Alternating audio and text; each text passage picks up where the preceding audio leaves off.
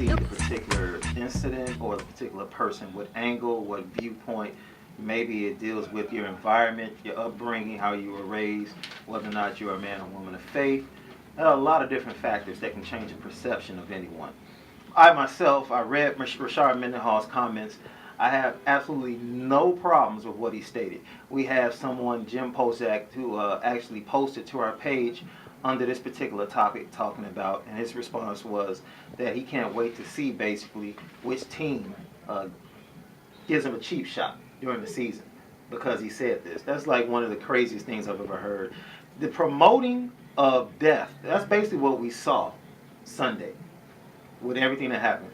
The promotion and the love of death. It's like, man, I can dislike anybody and they can do something to me, I can have evil in my heart towards them, but because of my faith, I would not wish the worst thing in the world upon anybody. That's crazy. It's like I can dislike you for what you did to me, I can dislike you for the way you live, I can dislike you for how you talk about me or anything else.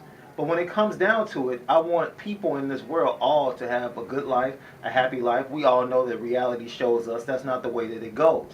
So on RASHARD Mendenhall, basically what he said right here, what kind of person celebrates death? It's amazing how people can hate a man they have never even heard speak. We've only heard one side. Mendenhall didn't hold back, even making a reference to the September 11th attacks, which is very controversial. He says, we'll never know what really happened. I just have a hard time believing a plane could take a skyscraper down demolition style. Look, I'm not a mechanical or a chemical engineer. I'm not about to get into a debate. I'm not about to get into conspiracy theories and September 11th. That's just a touchy subject.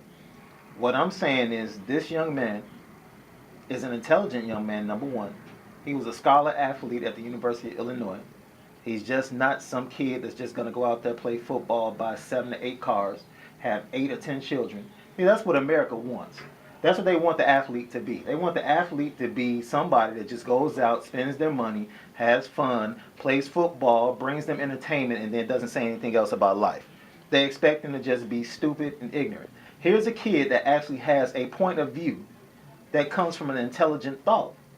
And if that intelligent thought does not line up with your thoughts about America, about 911, or about Osama Bin Laden, give him the respect as a human being, not to say he's hateful, not to call him names.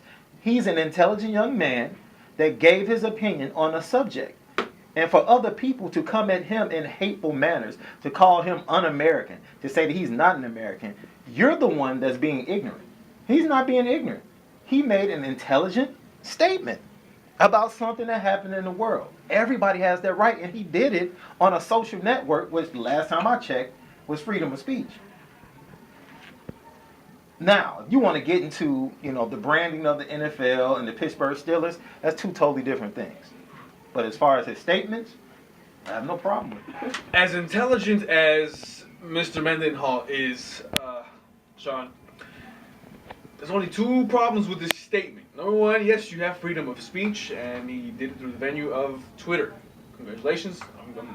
I'm happy he did that, and he expressed his feelings. But number one, I think RASHARD needs to realize that he is part of the organization, okay? He may have his beliefs, but he's going to have to accept the consequences of what's been going on, which is the criticism that he has right now in regards to his comments. So, put it this way. There's two problems with his tweet, okay? The first one is the way he perceived the comment, the way he wrote it, it's not only hurtful to this country, bear with me, it's not only hurtful to the country, but it condemns the United States troops and their families. It's putting their families and telling them, yeah, I don't really care what they did out there. You guys are over there for nothing. This and this and this and this. And that is the main reason why the Pittsburgh Steelers and the NFL is condemning his comments. Because the families of the United States troops, they're sitting here and looking at that and they're like, wow, my son is over there and you're making these comments? Really? He's defending our country, our way of life, and you're making those comments? That is why he's getting all this criticism. And I partially agree with the criticism because you're basically saying, hey, those guys are over there for nothing. And they don't have any open leeway to say what they want to do.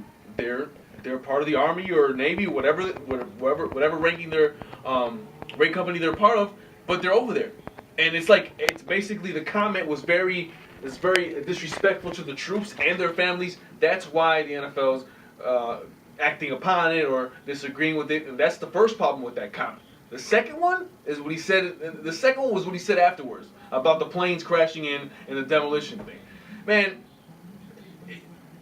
that's just stupid to me. I think it's just retarded. I mean, he's basically saying that the United States planned this, that the government was ready for this to happen, that they wanted to kill the U.S. citizens. I mean, the second part of the tweet was just retarded to me. There's no possible way. There's no way that I don't believe in any way, shape, or form the government wanted to kill Americans. It doesn't. I know the conspiracies. I know everything behind. I know I've seen the actual demos and the way they supposedly set it up for when the plane crashed, and it doesn't happen. It doesn't happen that way. There's no way that this country is trying to fight a war on terror while we're trying to kill ourselves. And George Bush and even Clinton is involved in this supposedly and trying to attack America. It just doesn't make any sense. And that's even condemning the troops even more now after the first statement that he made, making that second one. It just doesn't make any sense. Rashard should have carefully put his tweet, especially knowing that he's in the public, especially knowing that he's part of the organization in the NFL. You're representing the Steelers, unfortunately, as yourself. I don't agree with this. I don't agree with this. So let me get this right. You have a problem with the structure of what he said, not so much the points. Let's go to the first tweet. You have a problem with the structure of the tweet, the way it was written, not so much the point he was trying to prove. That is correct. I have a problem with the way he wrote it because, again, the way he wrote it, it condemns the troops. It makes the troops. Did he mention the troops? Did he mention the troops? He didn't have to mention the troops. Okay, can I ask you a question? Go into the homes of half of these wives who have either lost someone at war or whose husband or wife is across seas in the war, and ask them if they think this is a worthy cause. And I guarantee you, if they had secrecy, a large majority of them would tell you, no, I think it's stupid for my husband or my wife to be over there. But they're over there. Okay. So then what are you going to do? What's so different between what they say and what this young man just said? Well, number one, is it disrespect? Are they disrespecting their husband or their wife by expressing their feelings about how they feel about the war? No. Then what's the difference? Because he's a public figure. Because he puts it out there. Because he affects everyone around him. That's why. And then everyone keeps talking about it. Why does he affect everyone around him? That's a problem. See, that's not a problem of this young man. That's a problem of society. When athletes that's the problem. Hey, that's a problem that society has. That's not his fault. But it's not going to change. Society is messed up. It's not going to change, though. It should. Of course that's it a problem. I believe we can't sit here and say, oh, it's messed up, but it's not going to change. Isn't that what we're supposed to do? Isn't that why Obama ran on change? Of course. That's what's supposed to be happening, right? Change? Rashard makes these comments. What's going to change, though? Let's just be honest. What's really going to change here? What's really going to change? Nothing's going to change. I know things need to happen for change to happen. I know someone needs to step up and do something out of the ordinary. But again, I still believe the structure of his comments still... The families that weren't offended, okay.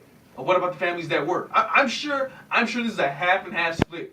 From families that have, from family members that have lost husbands, wives. I mean, this is not a majority. Oh, they don't think this is a worthy cause, because number one, you don't even have half the country that agrees with the war at all. Okay, but still, it's family members that are over there. It's their families. He didn't mention the troops. He didn't have to though. In that tweet, he didn't have to. Even me, I have one family. Well. They're not even a family. Well, yeah, they are a family member, second cousin. But he's out there in Afghanistan right now. I don't talk to him. But, I mean, even me, I'm looking at the tweet and I'm like, well, he's kind of saying that, you know, he's over there for nothing, really. T-Lo, it sounds like the typical bully to me. The typical bully is very sensitive. And when somebody pokes at the bully, then they have something to whine about. That's what it sounds like, the typical bully. And I like that. That's what it sounds like. Oh, he's saying something about our troops. Are you serious? Me and you have the same, I think we have the same values. I think we think the same. I think we have the same opinions on the bigger picture. All right, but what's being presented to the families, I stay on the families, what's being presented to the families is this tweet. And the tweet is very condemning to the troops. That's just how I see it. It's very condemning to the troops. I'll say this. I don't think this young man tweeted with the idea that I'm going at the troops. The tweet was pretty straightforward. I'll read it again. Read it again. And because he never mentioned the truth. Second paragraph. Okay, I'll read the whole thing. What kind of person celebrates? He says, I'm sorry. What kind of person celebrates death? It's amazing how people can hate a man that they have never heard speak.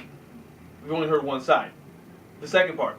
We'll never know what really happened. I just have a hard time believing a plane could take a skyscraper down demolition style. The first part of the tweet, he never mentioned the soldiers.